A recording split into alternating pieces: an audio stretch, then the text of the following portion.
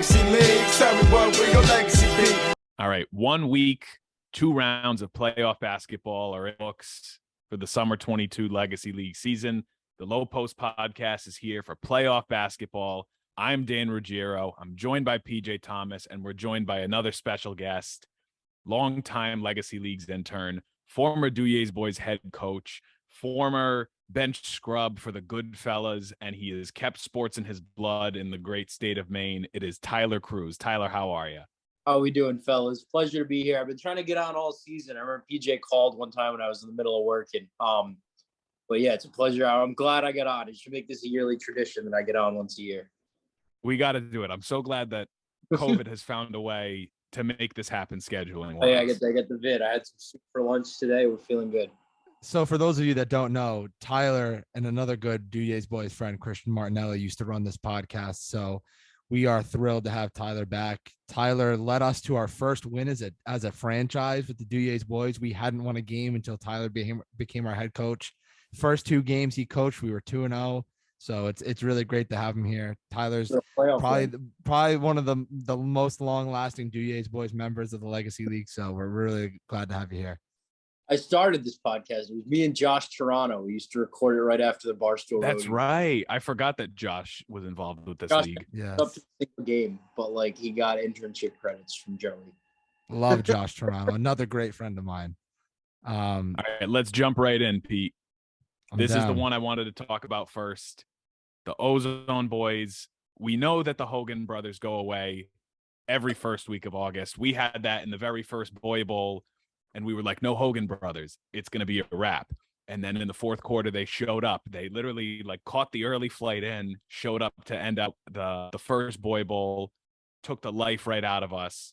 They didn't show up this time, and it was a rematch of their Week 8 game against the Bogy Kicks. They were down at half in that game, too. They weren't able to get it done this time. Bogy Kicks get their first win as a franchise in the playoffs and take down the Ozone Boys 73-63. So no jean shorts this week for Zach. That might have had something to do with it, but we knew this was going to be another battle. I mean, Chase Banks, we talked about last week, had a really good game. David DePina dropping almost 40 points. Without the Hogan brothers there, the Ozone Boys have a tough time guarding the inside, letting him get to the rack. Mike Evans did his thing. Matt Bogy was 6 points, and I don't really quite know who Trevor Filippo is, but didn't contribute much, but still was able to sneak out with the win. So, good on the Bogy. I'm going to cut in here really quick because you had mentioned Matt Bogy. I want to know something. You get your first win as a team in the playoffs. David DePina drops almost 40 points and carries you to the promised land. Where do you get off after naming the team after yourself to take the interview from that best player after dropping only 6 points? I just think, move the ball, share the sugar a little bit. I think it was a little bit egregious of a move from Matt Bogy there. I will say people might give us slack because we let Shane do the interviews, but that's just our thing. He's our voice. So we've always had Shane do the interview. So it doesn't matter how many points Shane scores. So I don't want to hear any of that slander, but yeah, a little bit of a complex there from Matt Bogy, taking the interview away from their star player, probably the only all-star coming from that team. He got my vote for sure. Would have liked to see a David DePina interview, but I guess we'll never know what he sounds like because he doesn't really talk too much. Yeah, and then for the Ozone Boys, much of the same from the 3 best players they had there, from Andrew, Paul, and Zach. But sounds like you need a Bible the Hogan group. brothers there. Hey, oh yeah, no, literally, it's a lot of disciples there. Because what's Patrick and Luke? Yeah, more disciples. You needed those last 2 disciples to really take you to the land of milk and honey. But Bogy Kicks move on. We'll get to their game in a second. I want to get to the other play-in game. I feel like we're going to go a little bit quick with these play-in games because they don't mean too much. Played twice after all. We're going to get to the other one. Only the fam. We have been talking for weeks about how incredulous, is that the right word to use? How terrible their defense is. And they're playing a team that, one of their only 2 wins of the year. They had a rematch against one of their only 2 wins on the year. And they played the best defense they have played all season. This was the lowest points that Only the Fam has let up all year. and they still found a way to lose by 10. It is the Lincoln 18ers taking down Only the Fam 61-51. Only the Fam came out confident. They actually decided to play defense, but the Lincoln 18ers thought they were going to beat anybody they faced that night. They were right for 50% of the night. They got the win. Not super surprising. I think a lot of teams in this league can beat Only the Fam because they don't play defense, but Chris Adams did his thing with 21. Stephen Ritchie scored 20. That fell short in the second game. He's hot and cold. Mike Hamilton only had 9. Brendan Reddington had 7, but no one really in double digits besides those top 2 guys. So, they shot an abysmal 18% from 3 to Only the Fam's 22. Neither team's really going to scare you winning a game with shooting those splits. So, I mean, good on them for getting winning that first game. But this game was a pick 'em, I think, when we did it, because we kind of expected that this was going to be a game that could go either way.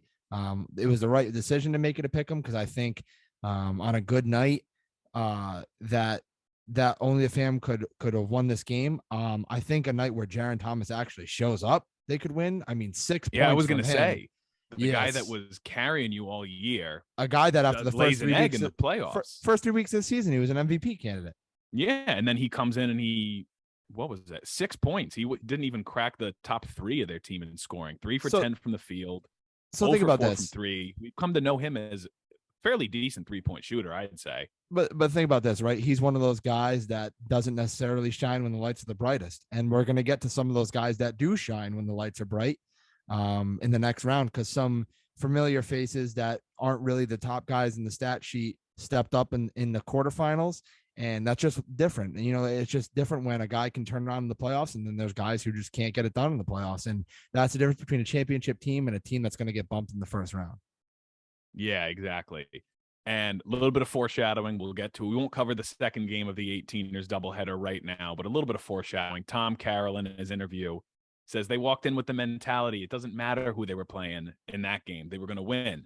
And then in their second game of the night, it didn't even matter who they were playing because they were going to get the win. We'll touch back on that in a little bit. But I want to get to a matchup that I know TK knows all too well. It is Werewolves and Halfway Crooks in the 4-5 matchup. This was the game that we had called the Pick'em because it was a really close battle. In the regular season, these are 2 teams that have played since the very first season of the Legacy Leagues. And to call it a defensive battle is kind of an understatement. It was good defense and poor offense for both teams, I think. And Werewolves take a 13-point win, 56-43. So actually, the Werewolves. What's that? There's always the Werewolves in that one. Yeah, I think for when sure. it comes down to one of those close games, I don't think the Crooks, maybe one year, but they've played in the playoffs a lot. And I think the Crooks only have like 1 win against them. These 2 teams have met. I mean, there's some history between these guys, but it was always the Werewolves. Yeah, for sure. I mean, and I think they have the best player on the court in Heston. I mean, Heston very well, Tyler. I don't know if do you remember Jeff Winchell too much? He's the big man on the Halfway Crooks. Yeah, good defensive player. Do they still have Lincoln? He hasn't shown up to a game this year. They said he was going to be on the roster, and then Joey was like, if we could ever get him to show up, and then he never showed up. So I'm just assuming he was kind of a lost cause after like week 4. Okay, fair enough. He was always, because they used to always have 2 good bigs, but I think without Lincoln, I think you got Winchell alone in that front court. Yeah, so they would have they had Sweeney and Lincoln for a little while. They had John Sline and Dylan Lincoln for a while. Remember that? They had Kevin McCartney. You remember Kevin McCartney? Kevin McCartney. Greg Bell. He was silently dirty. Yeah, they did have Greg Bell for like a game or 2. Yeah. Couldn't even call it a year. Yes, exactly. But I mean, we kind of knew that this matchup, we had this one as a pick 'em as well, Danny. And it's just Brian Heston did his thing, led the way. Sam Clifford, a quiet performance, but really the game ran between Heston and Clifford as it should. Those are their 2 best players. I'm not surprised there, but I mean, everybody on the Halfway Crooks laying a huge egg in this game. If you can't win a game with your best player and Jared Hansen scoring 14 points and shooting 25% from three. Not going to happen. 0% chance you win against pretty much anybody in this league. Even the Bogy kicks on a good night. Now that we know that they can get a win, you're going to have a tough time winning the game if you're going to shoot 26% from the field. Unrealistic. Joey's I think with Joey didn't play a lot. Joey's been kind of like catching fire some of these weeks, but it didn't really show up in the stat sheet. 1 shot, 3 fouls. But one thing I'll say is we've always talked about how, like, even though Spence Freeman's not the best shooter, he's always able to get to the rim and do other things and score for you and fill up the stat sheet. Ugh. He didn't even have that this night. 2 for 15. He got to the line a lot, but he wasn't able to fill it up. They're a very good defensive team. Oh yeah, I think from my the defensive ratings calculations that I had made, Werewolves are number 1. And it's all accurate. I'll tell you. I literally went to the sabermetrics. I figured it all out. Yeah, the Werewolves are always a good defensive team. That's always kind of been their thing. That's kind of been their shtick since day one, that they're going to be a good defensive team and make you beat them. And they got the win here. They're going to go up against us next week in the Duje's boys. When we preview that matchup, we'll have TK talk a little bit because those are two teams that he knows very well about, what it's going to take for each of those teams to get the win, because this is a semifinals matchup that's happened before when Brian Yaros is on the other side, actually. But it's going to be a good game, and we'll have him preview that when we get there, but we'll swap over to another one of the quarterfinal games. I was going to say, before we recap or preview games and before we get to another game, I want to say the big thing for the Werewolves is now 2 weeks in a row, you have shot incredibly poorly from 3. And what's that going to look like when you play the Duje's boys when they have their actual rotation? Because week 8, it was a rotation that included a lot of me. They shot 2 for 18 in week 8. They shoot, I think it was 3 for 14 this week. So I think Joey even touched on it in the postgame show. It's last 2 weeks, you have a combined 5 threes as a team. So what is that going to look like for you guys when it's a little bit more intense of a matchup when the lights are brightest? There's always like 2 or 3 games a year where Gino shows up and hits like 7 threes. Yeah, and I think they're going to need that next week just because to match the firepower of the Duje's boys. I mean, like we say every week, there's 4 kids who on any given night could be the leader in the box score with, well, now that you got the 3-point stroke back too, you could be up there. Make it 5. I could be. Make it 5. Throw me and Verducci up there. Make it 6. Put Verducci in the All-Star game. Hey, we need to get that hashtag going again. That was a really good trend that we Verducci to have ASG. Yeah, we got a lot of foot traffic with that. All right, moving on to the other quarterfinal game that the higher seed was not waiting on a play-in winner. This was another matchup that we were like, oh, this is going to be a really good one. And it did not end up being a really good one. It was Sin City and the Warriors. Gion's arguably worst performance of the year in the regular season came against Sin City. I think he was held to like 21 or 22 points. And I know that is very weird to say that it's a bad performance because that's still a pretty good stat line. But it happens again. He's held to in the 20s relatively. But the Warriors take this game final score of 90-68. And you have Devin Pena come back from his vacation in Florida. And we were saying last week, PJ, because we couldn't figure out how to pronounce his name. It was either Devin or Devon. And we were like, Devon Pena is the Wario to Devin Pena. So whichever version of him shows up is going to dictate how your night goes. And it was the Devon Pena version that showed up because he was not as much of a force as he usually is. Devin Pena is Mario, Devon Pena is Wario, and Devon Pena definitely showed up. I mean, it's unfortunate because that's the game you needed him to really show up. And they don't have Javon Morris this game. He's having his knee surgery. So bless up, Javon. We got you. Taj did his thing. He's balling this year. Unfortunate to see him go this early in the playoffs. 29 points, very efficient shooting from the field. 5 rebounds, 3 assists, a block, 2 steals. He did his thing and he tried to carry them. The milkman, Justin Titsworth, tried to do his thing too, outscored Devin. But what are you going to do when you have Charles Correa coming game ready, Hachi dropping 20 and Gian, you got 4 guys in double digits, Sergio Delomba. Not Gion's best game, but it's so crazy to say that he had a bad game when he drops 21 and 7 blocks. I mean, that's got to be the playoff record right there. It is actually. I was talking with you last night because we were saying Zach had 4 blocks, and I think the record before this was 5. And yeah, this is the new playoff record now. Yeah. 7 So blocks. off game scoring wise for the MVP. But I mean, it's all around. Kid just does his thing. Easily the best player in the league right now. I mean, there's nobody hotter than him right now. He's on another planet, so it's going to take a lot to stop him. We're going to get to see a matchup where, if anybody can stop him, Lob City is one of the teams. So it's going to be interesting to see how he matches up with them. They definitely stopped him in the week they played him, but I think that was early on in the season. So you get Gian at his hottest. I mean, he's scorching right now. So, Tyler, just so you know, Gion's averaging 43 points a game right now, which is absolutely ridiculous. Easily the MVP lock.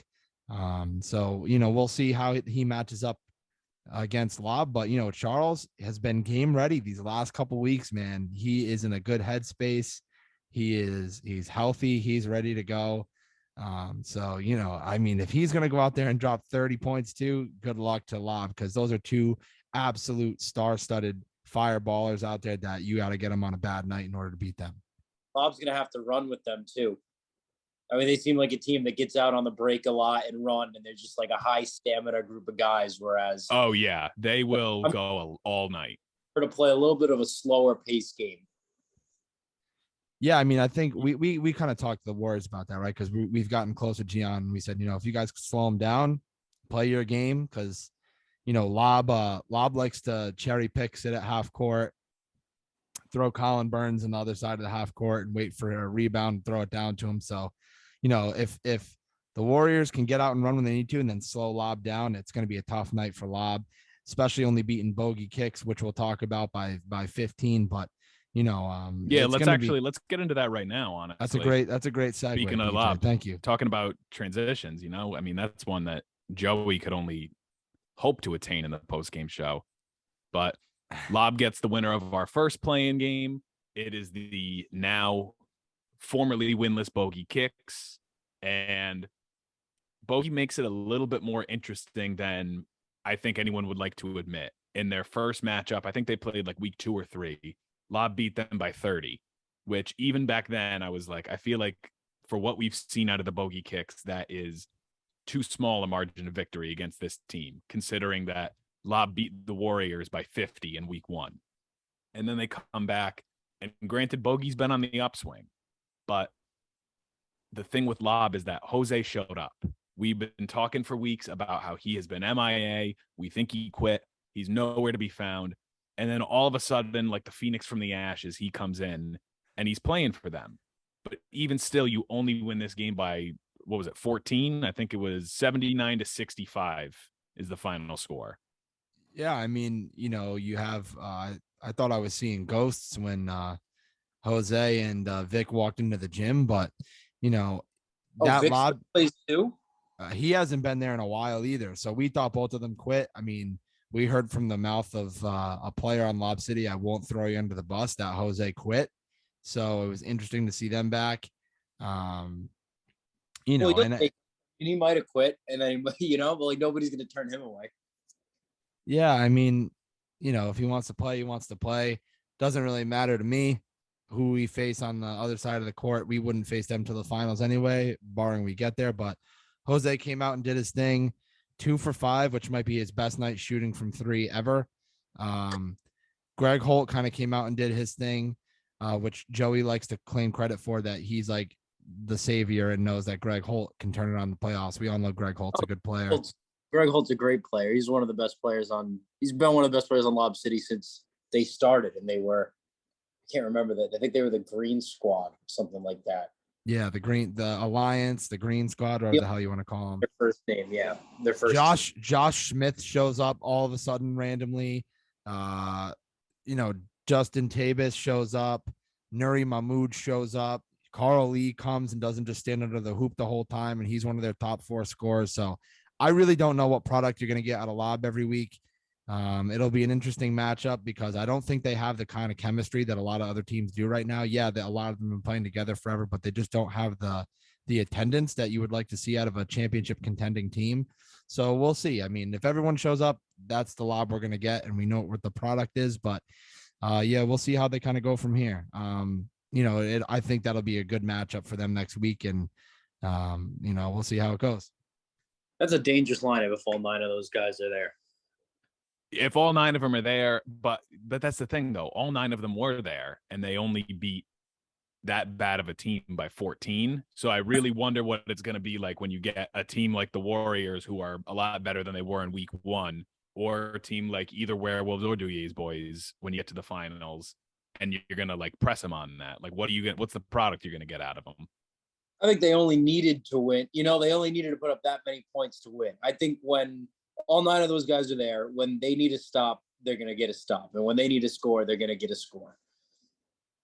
Very good point, because as good as they are offensively, they are just as good defensively, and you never really think about that when you watch Lob City basketball. But going from your point of they did what they needed to do to win, and they just scored as much as they needed to get a win, we're going to go to the team that scored way more than they needed to win. This is that foreshadowing paying off, PJ. This is that it doesn't even matter who we're playing. We're going to get the dub.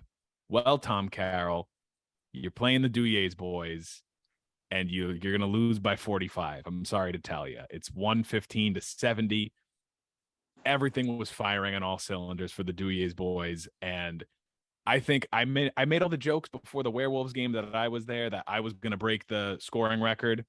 Gian dropping 90 kind of threw a wrench into that. I think if I were there for this game, I was dropping 20.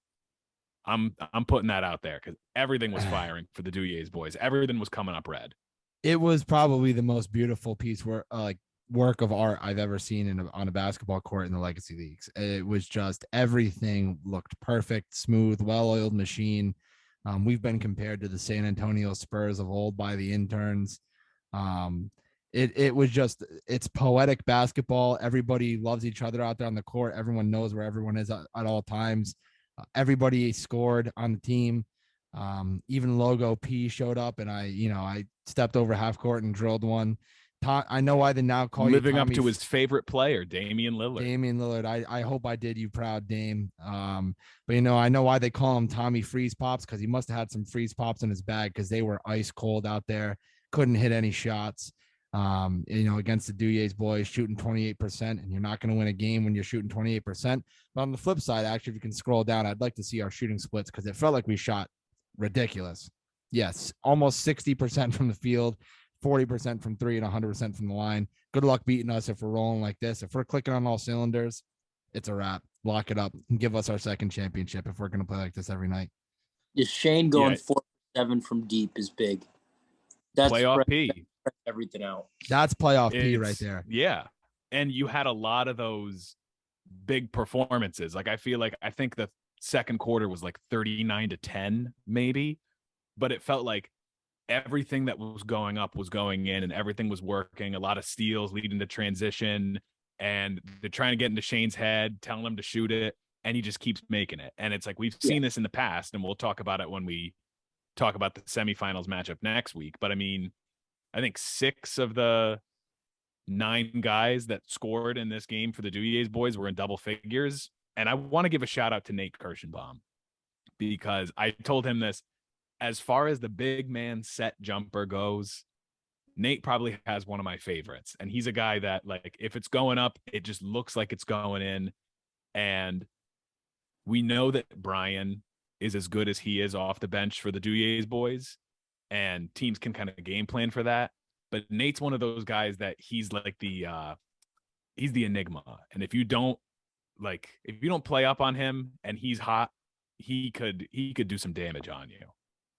Nate is just a bigger J.R. Smith, because J.R. Smith's one of those guys, right? Comes off the bench when he's with the Cavs, and he could either drop like 30 points or just have like a good night.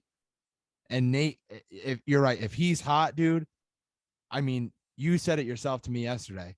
there's times when he's shooting, man, and he'll take like 7 threes in a row, and you don't even hear the rim make a noise. It's just swish after swish after swish. And he does have one of the sweetest shots I've seen in a while. And for a big dude, he's light on his feet. He's great defensively. So, he's a great piece off the bench.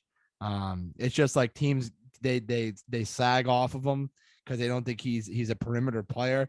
And I mean, he moves like a guard, and he has an absolute sweet stroke from three. And if teams are going to give him 7 feet to shoot because they don't think he can, he's going to hit 3 in a row. And then you're going to be like, shit, we're down by 9, So, he's the kind of guy that, for as big as he is and being as versatile as he is, and this is not a dig on him, you just wonder what he could be in a league like this if he was like, if he dropped maybe like 50 pounds. Oh, I think he would be an absolute menace if he was 50 pounds lighter on his feet.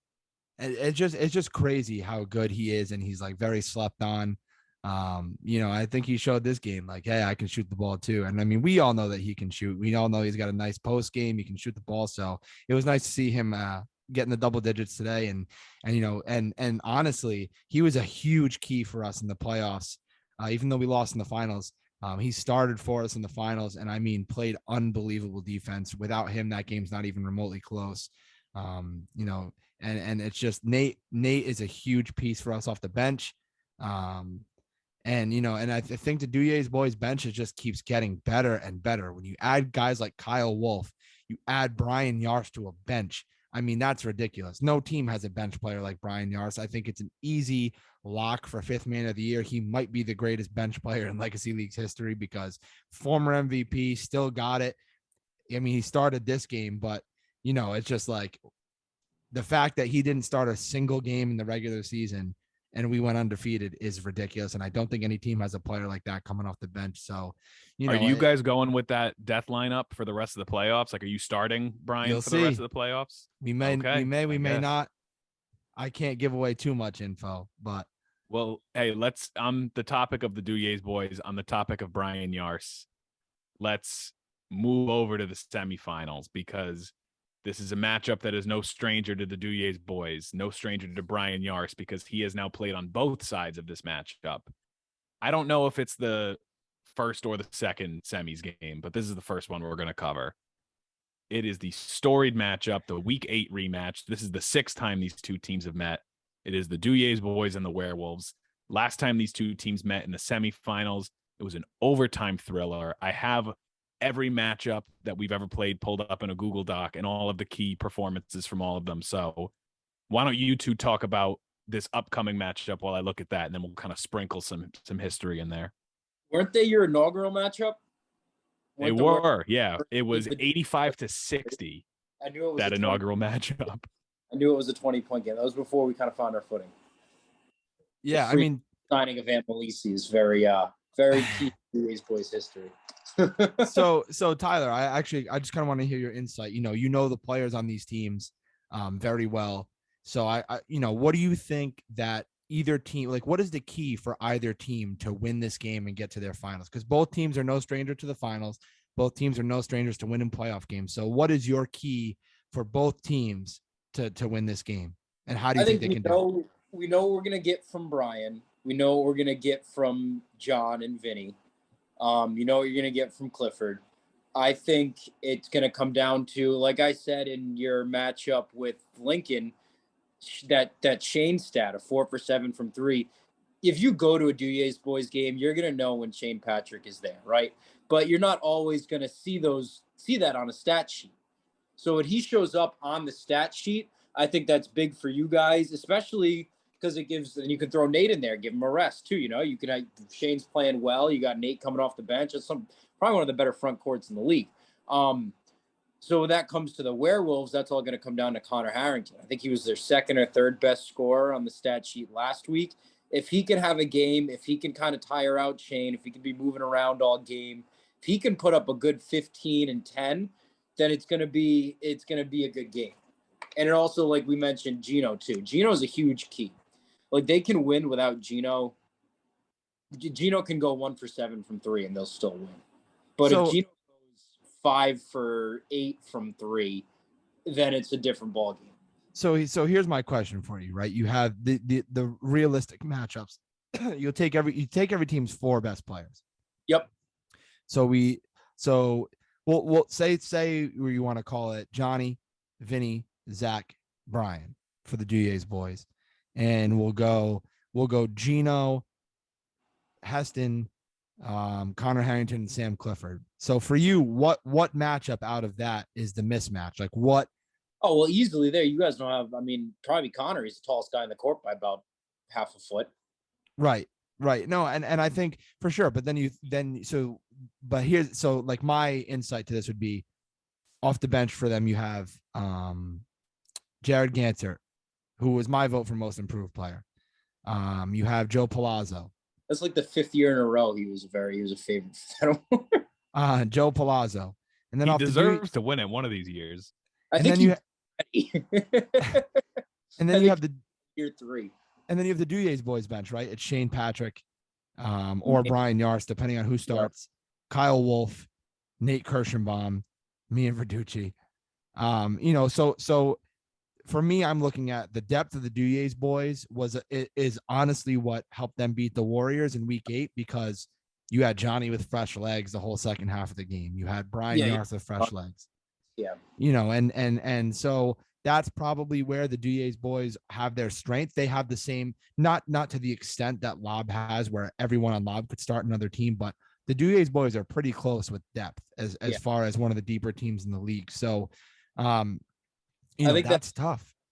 Up 2 is going to be key. I think like whenever Heston's out there, you're going to want Johnny out there, or Vinny, whoever, one of those 2 has to be out there with Brian the whole time, or else he will eat. You'll eat some guys up. Oh, for sure. You're going to get the Sam Clifford, Zach Tartaglia matchup, because that was a good matchup in week 8. Yep. You're going to get Brian Heston and most likely Vinny or Johnny. I mean, that makes the most sense. And then Gino's going to have either probably Brian Yars or the other of Johnny and Vinny. And depending on what the matchup is. Yeah, and then depending on the matchup is, you probably throw Shane in there to guard Connor Harrington, right? That seems to make a lot of sense. Yep. Or Nate Kirschenbaum just to do. What's that? Brian can do some work in the front court too. Like he can turn himself. I'd consider him like a stretch 4, Heston. Right. I know he's a ball handler and can probably do everything, but he's more like a stretch 4. It's gonna be a good. It's going to be a really good matchup. I think it's going to be probably one of the best matchups of the playoffs. And I think it could definitely be a pick 'em. I think statistically you have to favor the Duye's boys because they're 9-0.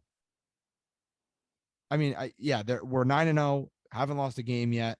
And I think you just mathematically you have to favor them, but I think it's going to be a really good game. I'd go 6.5 on the spread. If you guys, I was just going to ask you, you're the spread master. I'd go 6.5 here. I think it could be a double-digit game if everything comes up red again, just because the matchups do favor the Duye's boys, but there are a couple X factors with the Werewolves where on any given night, if they show up, this becomes a ball game. And they're the extent, I think, too. Games within they were down, I forgot what finals this was, but they were down like 15 in the 4th and they sent it to double overtime against Lob. Yeah, that was the Winter 19. Finals. Yeah. Yeah, it was insane. Like they will extend the game. They'll hit their free throws, which is really important in Legacy. Not like a lot of, especially in the playoffs in these close games. It's an 8.5-foot rim. How often do you practice free throws at an 8.5-foot rim? Especially when you're playing in other leagues on 10 feet. How often do you practice free throws? Period. Right. So it's the long forgotten skill. Yeah, they hit theirs. That's key. So like if it does come down to it, this could be very close. I'll 6.5 to be safe, but I could see it being 15 in favor of Duye's. Wow. I don't mind you saying that strictly because I'm going to pull it up so we can look at it. With the different rotations that we saw week 8, where you had me, Nate, PJ, and Kyle Wolf starting, this last one down here, we still won by 10. With down here, we see the game note, Dan Ruggiero, 8 points, 2 threes made, whole lot of heart. And this was one of those games where you were saying Gino's that X factor. He dropped almost 30 points. He shot very well. Like a lot of stuff for him was going in.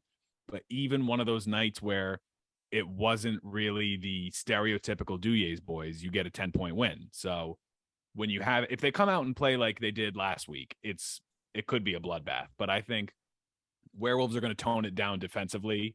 It's definitely not going to be as fast paced as the 18ers game was, but it's still going to be a really good game. And I've seen Heston drop 40. Absolutely. He's a perennial MVP candidate, you know?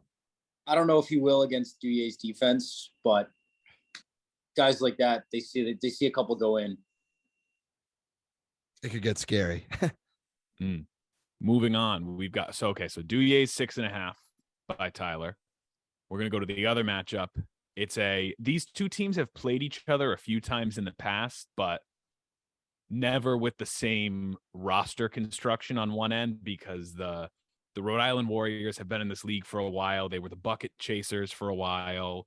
Then they were the Rhode Island Warriors last year, but it's never been this exact roster that we're seeing. So the only real body of work that we have to go off of is that week 1 matchup where Lob won. I think it was like 134-84. And from week 1, these are both two very different teams. We've seen Lob lose twice in a year, which is most years an unheard of statistic. And we saw the Warriors rattle off 7 straight wins after 2 straight losses. So I think this is something I think is going to be interesting. A key note here is that the Warriors have not lost a game since Kevin Figueredo has not come back. You love dropping in the Kevin Figueredo comments. He's a bald guy? Yeah, Mr. Clean. Mr. Clean. Okay. Kevin Figueredo has been MIA since week 2. He's good. He played with the bucket chasers. Well, I guess his chemistry just didn't work with Gian and Charles because they have been on an absolute tear since he has left. You know, so they're a different team than any Warriors team of past. Obviously, Gian's a rookie. Crazy that a rookie is going to win MVP. But you know, it's just he's that dude. RC did. Was he Jose also did too? That was prestige. PRC. His brother played. Same with Shane. That was his MVP year. Really? Yep. Rookie year. So some rookie card performances. He definitely gets a moments card in the show if you were playing, baseball. But no, I mean, I think the key for this one is Charles Correa. You know what you're going to get from Gian. And you've been getting an excellent product from Charles. And if he can drop 30, you got Hachi in double digits. And if Gian has one of those nights, man, where he's coming down the court and hitting 6 threes in a row, you're looking at a tough night, a long night for Lob. A long night. The other thing is Gian, I think if I did the math correct the other day, Gian only needs like 21 points or something like that to break the single season scoring record. Not to get in his head too much, but I mean, you're averaging 43 on the year. I don't think that 21 points is who's got it task. Somebody that played on Lob's first team, Max, in the fall 27. Yeah, Max. That's his Max name. Matroni. They Max played Matroni. at Yeah. School in West Warwick, and half court shot was basically a deep 3. So like teams, Lob could have put up 200 in that gym probably. You know, like it was just a small gym. That's an asterisk, in my opinion. How far we've come as a league, if I might say so myself. Yeah. And then I think for Lob, I mean, the thing we've been saying every week is what version are you going to get? Who's going to show up? And when they do show up, this is going to be a tougher matchup than Bogy Kick. So I think this is going to be the real test if you get all 9 guys to show up. If Jose and Vic are both there, it's definitely what's that product going to be now? For sure. They got 3 MVPs on that roster. Jose, Vic, Cody. All Vic's there. also the only other person to win Defensive Player of the Year. Yes. That's going to be, Every I other think, year. if he's there, Lob's defense is one of the better defenses in the league. And I still think, even if he's not, I still have faith in them. I don't know. Maybe it's because I haven't seen Gian with my own eyes. 90's impressive, but I just think Lob is a cohesive unit. They've always been a cohesive unit. And At the end of the day, they're the better team. They're fours. They've won every championship in this league except for one for a reason. Yes, exactly. Exactly. It's hard to pick against them. They're like the Patriots with Brady. Like, yeah, they could go out and lose to Denver every couple, every now and then. It's hard to pick against them. So okay, I'm going back to Tyler for the spread, and then you can loop back to this point. I'm going to Tyler for the spread because the last time that I made the Warriors underdogs and they covered the spread, Gian was screaming at me in his post-game interview. So I don't want to be the one to set the spread if we're going to favor Lob. All right, so I'll make the spread from Maine, so we can't really do anything much. I'd give him 14.5. They won their last game by 15. I think that's a comfortable margin for them.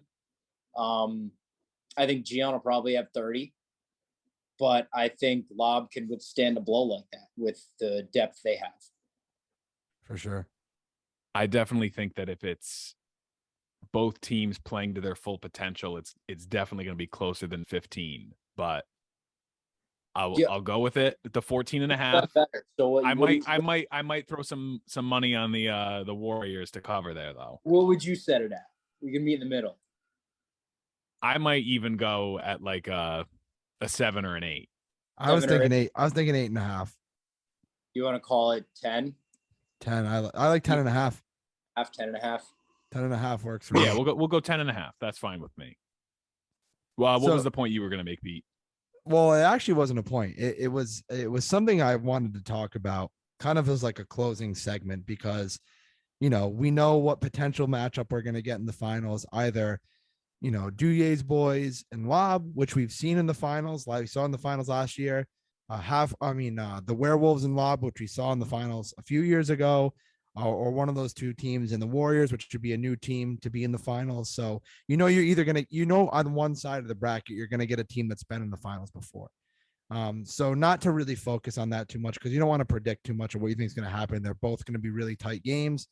Danny and I last night were looking at some stats on the website, and we clicked on Hall of Fame, and it's empty. And it says, will you be the first person or first whoever to be in the Hall of Fame? So I wanted to hear from Tyler, who is a Legacy Leagues historian as much as Danny and I are. If you could pick a few, maybe we'll call it 3 players or teams that you would induct into your Legacy Leagues Hall of Fame. So players or teams. So you can induct Lob collectively as a unit. I would induct Christian Martinelli as an analyst. I'd elect the Lob City core for sure. The Cody, Greg, Vic, Josh Smith. Josh Smith didn't play for a whole season, but showed up every day with a 24-pack of water and always offered them to us. So like Josh Smith, I put him on the core because he only sat out that one season and he's been there every year. He might not be a core on the stat sheet, but yeah, if we're doing teams, that core of Lob City, Brian Heston. This next one's gonna be tough. I'm stuck, dude. I don't know. The Dujes came along a little late, but Johnny's been an MVP candidate every year. Brian's an MVP candidate. You got Jared. Hansen. Why am I blanking? I wanted to call him. Yeah, not Gansert. Hansen. You got Belleville, who's been around since the start. You got a pretty good case. It's going to be a pretty good bracket when the inductee class comes along. Hopefully I get a vote. But if I were to pick, I'll give myself 6, and I'll do the Lob City core, Johnny, Brian, Jared, and Belleville. Is that 5? Yeah, you can throw one more in there.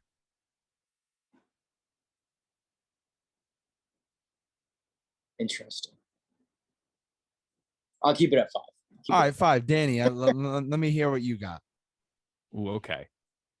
I'm keeping Christian Martinelli as an analyst. That one's staying in there. If you're putting an analyst in. And well, I could give the nod to you as well as a head coach. I'm going to try to go people that you didn't pick. Okay. So we're going to go Martinelli as an analyst. Obviously, Joey. Cody, Oh no, Joey. We'll leave Joey off. There's only so the 3-point contest championship can only take you so far in your career. He's done a lot. Oh yeah. I appreciate what the committee. Yes. Instead of going Lob as a collective, I'm gonna take Cody. That's it. I mean, he's who I would pick. Yeah, of the three, yeah. If I'm only gonna pick one player from that core, I'm picking Cody. Okay, fair enough. Okay. It's hard to leave John off. I think you can vote for whoever. No, yeah, okay, then I'll throw John in there as well. That's 3. I'll find 2 more now here. John's for sure a Legacy Leagues Hall of Famer when he retires. Yeah. Oh, absolutely. Why did my my Amazon just turned on? I don't know what I said that triggered that. Can't think of his name. The guy that played for Boom Shakalaka. He was a cop and he had a mustache and he was like old. A really slow shooting form. We all called him Larry Bird. Well, that's not Nate Stitchell. No, it wasn't Nate Stitchell. That's a name. Was it Trevor D'Amico? No, it was Matt something. He wasn't. Oh, Matt Camara. Matt Camara. Camara, yeah. Alvin. Okay.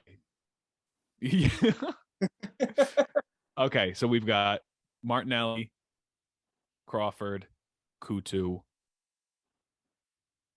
I might throw Gino in there just because of the longevity of the career, 1,000 career points. The other thing I will say, John Kutu is 15 points away from 1,000 career points. So everybody make sure you're feeding him the ball. Years after, he started 2 years after Gino, 3 years after Gino.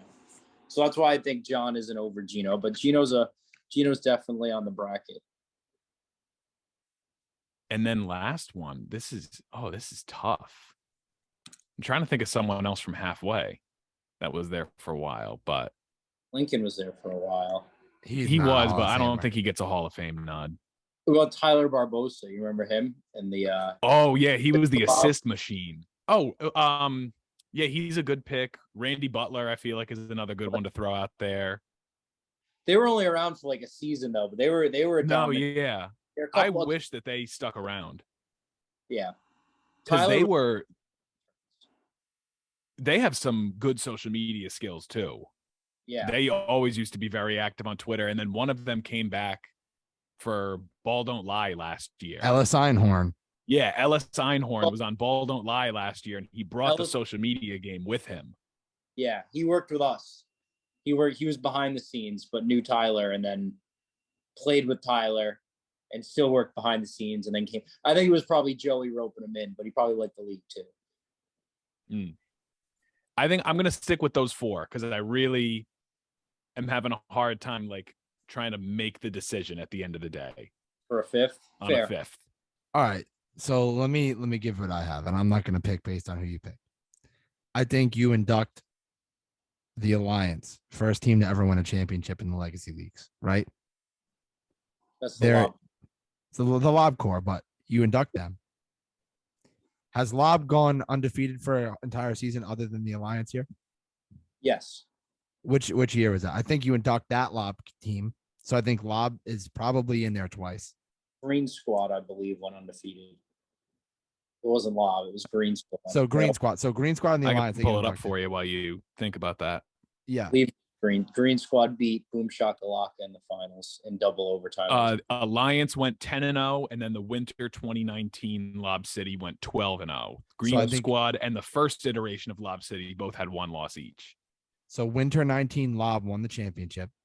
They get inducted, undefeated season.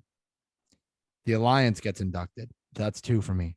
I think this could sound very biased. I think the Duje's boys, the summer 19 Duje's boys, is that the year we won? Yeah. The summer Cinderella 19, Sleepers. Cinderella Sleepers, 9 seed winning the championship. First team to ever win a championship besides that Lob City core, just under different names. They get inducted. That summer 19 team. You're a big team guy. I'm a big team guy. I love that. And then I'll give you some players that are locks. Brian Heston is a lock. Legacy League might be the greatest player in Legacy League's history, longevity-wise. Connecticut League too? I don't know too much. I think about so. He's dangerously close to somebody from Connecticut still has the all-time career scoring record, but Brian's dangerously close to it. Yeah. I think Johnny Coutu, just because he's surmounted, has so many accolades in the league already. Yeah. Only being his third season. Does everything. Yeah. No, it's first season, second season I coached, third season I played. This is his fourth season. No, there's no way it's first his fifth. season I coached, second I played. Second you played, we won. Fourth year. 2 seasons. So this is his fourth. Yeah, fourth year. His fourth. So ridiculous 4 years. Cody Crawford is a lock. And that's Greg and Vic too. Yeah, but I think they get inducted with that Lob City squad. Beautifully enough, me and Danny also would be inducted in that summer 19. So, I think that's I think those are the greatest teams that we've seen in Legacy League's history. To be quite honest with you, I think if the Duje's boys are able to finish this season undefeated and win the championship, that's a Hall of Fame bid for that team as well.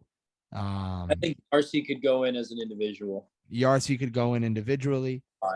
But I would like to see Joey induct not only players but teams that have had like crazy years, like the undefeated Miami Dolphins, or just teams like that, like 47 Brooklyn Dodgers. Yeah. The 20 Cranston East Senior League All-Stars. Hey, we went to Delaware. Tyler was one of my catchers growing up, dude. We went to Delaware together for Senior League in 2015. Had a blast. 16 was Delaware too. Yeah, and we had an absolute blast. Tyler does not have the catcher build. Tyler was a great catcher. PO by the time I was playing in big league, PJ. I was a PO and I was the bullpen catcher. Lanny was our catcher there, but they wanted to make me suit up in the regional game, and I was like, no. When Tyler Krusz came up to Senior Leagues, our coach Bob Blackburn, one of the greatest men I've ever met in my entire life. If anybody knows him, Tyler will absolutely testify to that. He's the man. Absolutely love Tyler Krusz. Every season fall ball, he made Tyler catch. Tyler was actually behind the plate when I tore my shoulder. If you remember that, Tyler. I was on the bench. I came in after you. You came in. You might have come in after me, but Tyler was there, tore my shoulder, 6 pitches into the game. Tyler came in and took over for me, but no, I mean, it was great to have you, Tyler. I'm glad we got to finally get you on. Danny, you have anything else to say before you want to close us out? Well, I was going to say, before I get to the closing remarks, I told Joey I would do the ad read again. So I'm going to do the ad read again. This week's Low Post podcast was been brought to you by Legacy Sports Media. Do you play in a league that could use full box score player pages with career stats, post-game interviews, a great podcast like this, and more?